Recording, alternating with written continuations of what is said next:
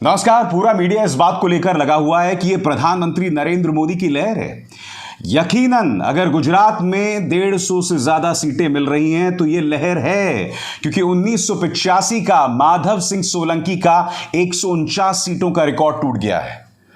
मगर मैं आपसे एक सवाल पूछना चाहता हूं। कल एमसीडी के चुनाव भारतीय जनता पार्टी हार गई, बावजूद इसके कि 4 मुख्यमंत्रियों और 1 दर्जन कैबिनेट मंत्रियों को मैदान में उतारा गया था। अमित शाह उस पूरे एमसीडी चुनाव पर निगाह रखे हुए थे, बावजूद इसके आम आदमी पार्टी जो है चुनाव जीत गई, जबकि उस पूरे चुनाव को इन्होंने राष्ट्रीय चुनाव बना दिया था। याद कीजिए किस तरह के मुद्दे हेमंत बिस्व शर्मा या मुख्यमंत्री आदित्यनाथ, और यही नहीं, उन चुनावों से पहले जिस तरह से सत्येंद्र जैन का मसाज वीडियो आता है, मनीष सिसोदिया से सीबीआई पूछताछ करती है, इन तमाम चीजों के बावजूद आम आदमी पार्टी ने एमसीडी चुनावों में जीत हासिल की। उत्तर प्रदेश, यह ना भूलें कि मुख्यमंत्री आदित्यनाथ के पुलिस प्रशासन का क्या जोर था। वहां पर खतौली विधानसभा में जो है उपचुनाव था, रामपुर में उपचुनाव था और मैनपुरी में लोकसभा चुनाव था। खतौली, जहां से विक्रम सैनी वो उम्मीदवार हुआ करते थे, उनकी पत्नी राजकुमारी सैनी चुनाव लड़ रही थी, वो हार गई। रामपुर में पुलिस ने पूरी जोर आजमाइश की और यही शिकायत बार बार समाजवादी पार्टी करती रही। वहां पर बेशक झटका लगाओ समाजवादी पार्टी को, मगर मैनपुरी में पूरा जोर लगा दिया था मुख्यमंत्री आदित्यनाथ ने, वहां भी आप हार गए। उड़ीसा में आप हार गए, राजस्थान में आप हार गए, और सबसे बड़ी बात, हिमाचल प्रदेश में भारतीय जनता पार्टी हार गई, उस राज्य में जहां 98% आबादी हिंदुओं की थी। वहां पर आप चुनाव हार गए, जबकि कांग्रेस ने कोई बहुत गंभीरता से चुनाव नहीं लड़ा था। मैं आज आपसे एक सवाल पूछना चाहता हूं। गुजरात में तो जीत मिलनी थी, और खासकर उस राज्य में जहां कांग्रेस चुनाव ही नहीं लड़ रही थी, दिखाई ही नहीं दे रही थी, जनता के पास कोई विकल्प नहीं था, उनके पास सिर्फ एक प्रधानमंत्री नरेंद्र मोदी का चेहरा था, हिंदुत्व था, इसके अलावा कुछ नहीं। तो जाहिर सी बात है बीजेपी को जीत मिलनी थी। अब मैं आपसे एक सवाल पूछना चाहता हूं कि ऐसे में सिर्फ गुजरात में जीत, और मैंने आपको तमाम मिसालें दी, वहां पर तो भारतीय जनता पार्टी को हार का सामना करना पड़ा है, तो फिर इसे मोदी की लहर क्यों बताया जा रहा है? बताइए। हिमाचल प्रदेश का क्या हुआ, जहां पर 98% आबादी हिंदुओं की थी? क्योंकि देखिए, हिमाचल प्रदेश में बेशक 98% आबादी हिंदुओं की थी, मगर यहां पर भारतीय जनता पार्टी हिंदुओं को डरा नहीं पाई ना। क्योंकि देखिए, अगर 10-15% आबादी मुसलमानों या माइनॉरिटीज की होती, तब बीजेपी कहती कि मुसलमान तुम्हारे घर में घुस जाएंगे। क्योंकि देखिए, आपको याद होगा अमित शाह की रैली थी हिमाचल में, तब उन्होंने राम मंदिर आंदोलन के हिंसक आंदोलन के इतिहास की याद दिलाई थी। बाबर का जिक्र भी किया था, उस बाबर का जिसका अब कोई काम नहीं है, क्योंकि 1.5 साल के अंदर राम मंदिर बनने वाला है, फिर भी बाबर का जिक्र। यानी कि हिमाचल प्रदेश के चुनावों में भी जहर बोने का काम इन्होंने किया। तो मैं आपसे पूछना चाहता हूं कि बावजूद इसके हिमाचल प्रदेश में आप हार गए। 15 सीटों का करीब फर्क दिखाई दे रहा है इस वक्त दोनों पॉलिटिकल पार्टीज के बीच। आप हार गए मैनपुरी का चुनाव, आप हार गए खतौली का चुनाव, जो कि भारतीय जनता पार्टी का गढ़ माना जाता है। क्या हम इन तमाम मुद्दों से मुंह मोड़ सकते हैं? राजस्थान के उपचुनाव से क्या हम मुंह मोड़ सकते हैं? उड़ीसा के उपचुनाव से हम मुंह मोड़ सकते हैं? और सबसे बड़ी बात, हिमाचल और एमसीडी के चुनावों से हम मुंह मोड़ सकते हैं, खासकर इस बात की पृष्ठभूमि में कि साम दाम दंड भेद, पैसा, नेता, चेहरे, तमाम लोगों का इस्तेमाल भारतीय जनता पार्टी ने इन चुनावों में किया। आज मैं आपके सामने एक और सवाल रखने वाला हूं दोस्तों। याद कीजिए, जब एमसीडी चुनाव के नतीजे आ गए थे, तब भारतीय जनता पार्टी के नेता क्या कह रहे थे कि एमसीडी के अंदर एंटी डिफेक्शन लागू नहीं होता, यानी कि हम अपने दम पर आम आदमी पार्टी के पार्षदों को खरीद के अपने पाले में ला सकते हैं और मेयर तो हमारा ही बनेगा। याद कीजिए, भाजपा का एक एक नेता, इनका पालतू एक एक गोदी मीडिया एंकर क्या कह रहा था कि पार्षद तो हमारा बनेगा। क्यों? क्योंकि अब ये खुलेआम खरीद फरोख्त की बात कर रहे हैं। भारतीय जनता पार्टी का वाहियात आईटी सेल का मुखिया अमित मालवीय खुलेआम कह रहा था कि मेयर तो हमारा बनेगा, क्योंकि यहां पर एंटी डिफेक्शन लॉ लागू नहीं होता है। अरे तुम्हें शर्म नहीं आती? खुलेआम तुम खरीद फरोख्त की बात कर रहे हो। खुलेआम तुम ये कह रहे हो कि यहां एंटी डिफेक्शन लॉ लागू नहीं होता, इसलिए उनके पार्टी के लोगों को हम अपने पास ला सकते हैं, डरा के, धमका के या अन्य तरीकों से, जैसे तुमने कर्नाटक में किया, मध्य प्रदेश में किया, एक जमाने में गोवा में किया, महाराष्ट्र में किया। खुलेआम इस तरह की बातें हो रही थी। और आज हिमाचल प्रदेश में भी क्या हुआ? हिमाचल प्रदेश में भी ये बातें होने लगी कि अब हमें अपने विधायकों को जो जीत कर आए हैं, उन्हें छत्तीसगढ़ या फिर राजस्थान या चंडीगढ़ किसी रिजॉर्ट में डाल देना चाहिए। ये लोकतंत्र है?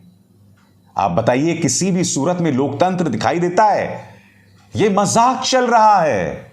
और ऐसे में जब इन माहौल में विपक्ष की जो पार्टियां हैं वो अपनी सरकारें बना रही हैं, जहां एमसीडी में भी डर लगा हुआ है कि साहब हमारे पार्षदों को चुरा लेंगे, हिमाचल प्रदेश में भी डर लगा हुआ है हमारे विधायकों को चुरा लेंगे, तो इसे आप मोदी की लहर कैसे बता सकते हैं भाई?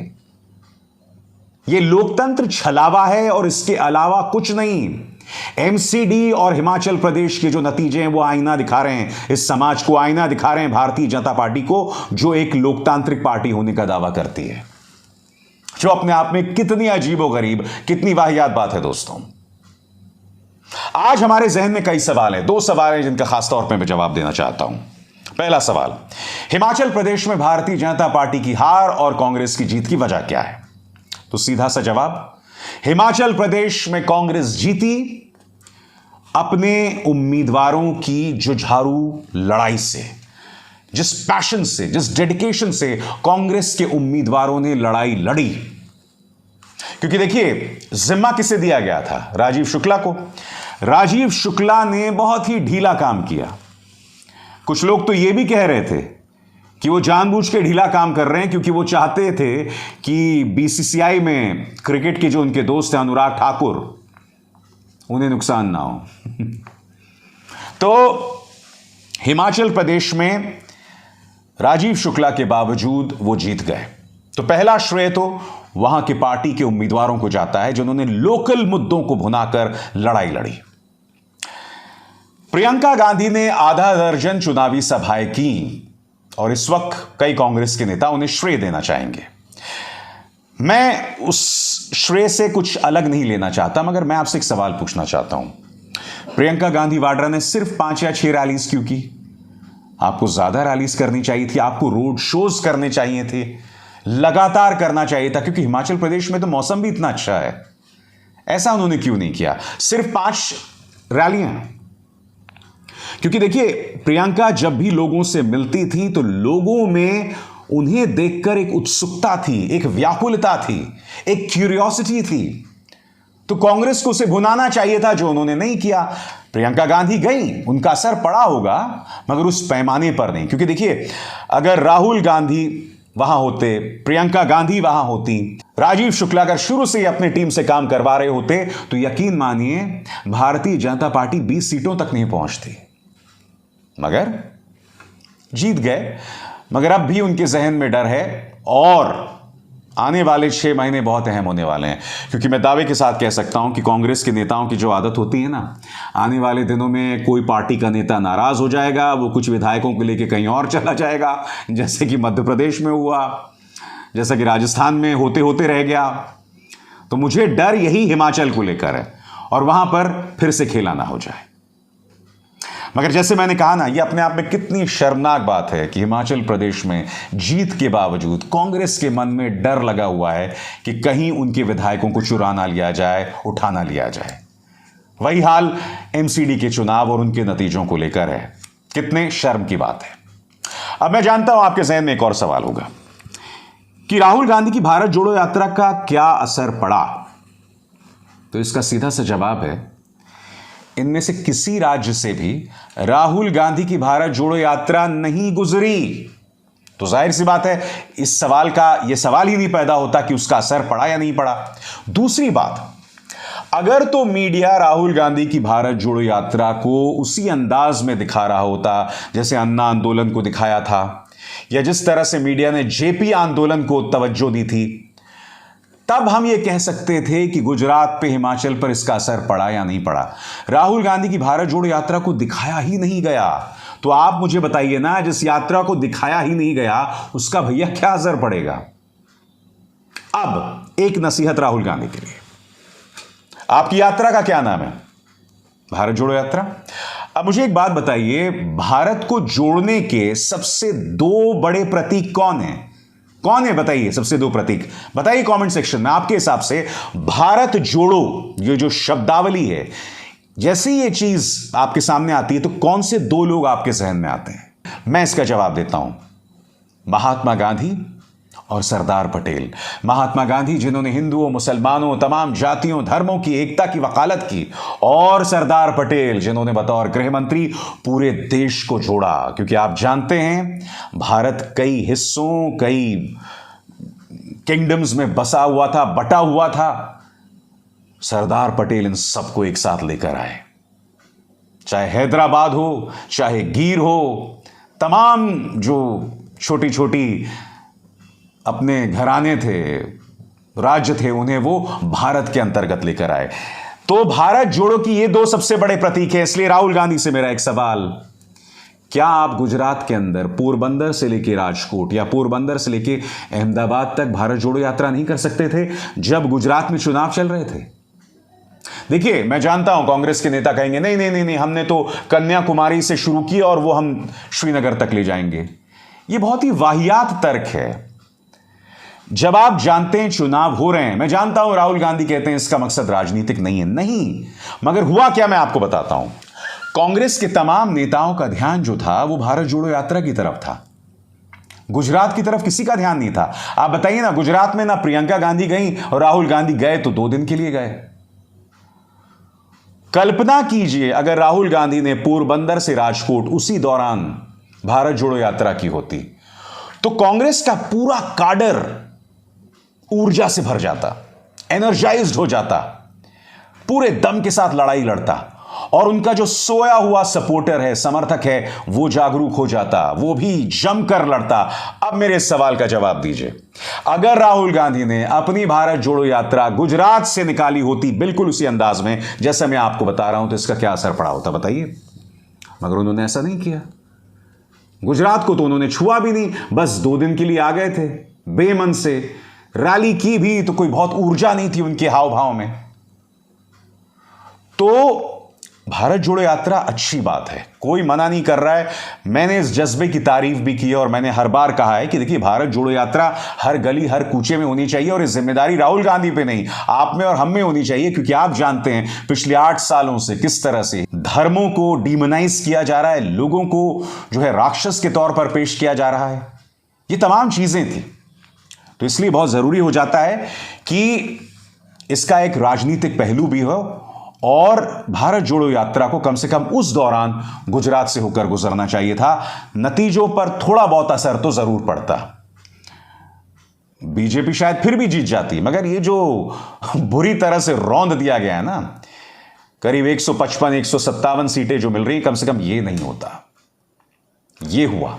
और सबसे बड़ी बात ये ना भूलें कि उत्तर प्रदेश में जीत के अगले ही दिन प्रधानमंत्री नरेंद्र मोदी ने रैलियां शुरू कर दी थी। ऐसा कुछ राहुल गांधी को भी करना चाहिए था उत्तर प्रदेश के बाद, उन्होंने नहीं किया, या कम से कम उनके काडर को जुट जाना चाहिए था।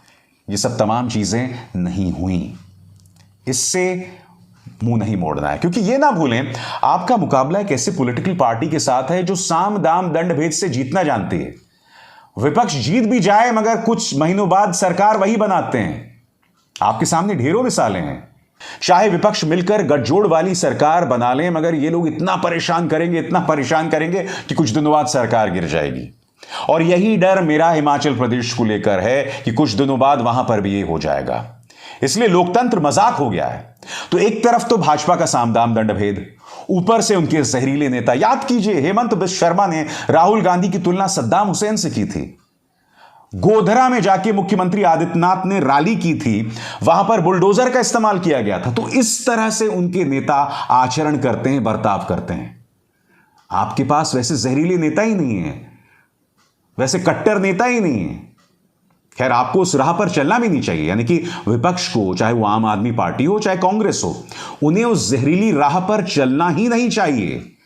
मगर इस जहर का फायदा बीजेपी को हो रहा है, और हकीकत यह है कि सिर्फ बीजेपी को ही हो सकता है। तो ये तमाम पहलू हैं जिन्हें हम नजरअंदाज नहीं कर सकते। अभिसार शर्मा को दीजिए इजाजत। नमस्कार। स्वतंत्र और आजाद पत्रकारिता का समर्थन कीजिए, सच में मेरा साथी बनिए। बहुत आसान है दोस्तों, इस ज्वाइन बटन को दबाइए और आपके सामने आएंगे ये 3 विकल्प, इनमें से एक चुनिए और सच के इस सफर में मेरा साथी बनिए।